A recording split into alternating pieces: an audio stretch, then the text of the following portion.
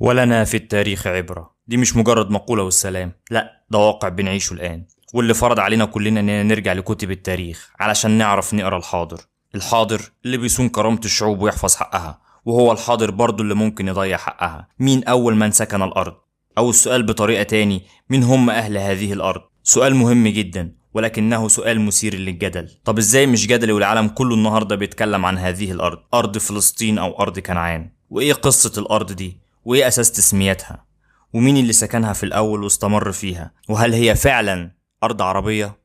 أهلا بيكم، أنا أحمد اليسري من قناة أهي سهلة أهي، والنهاردة حلقة خاصة جدا الهدف منها إن احنا نعيد توثيق التاريخ علشان لو نسيوا نفكرهم تاني، ونعرف الصغير قبل الكبير أصل حكاية أرض فلسطين. وعلشان كده هنغوص في أعماق التاريخ البعيد علشان نحكي حكاية أكتر بقاع الأرض جدلا، من أول الطوفان العظيم لحد يومنا هذا.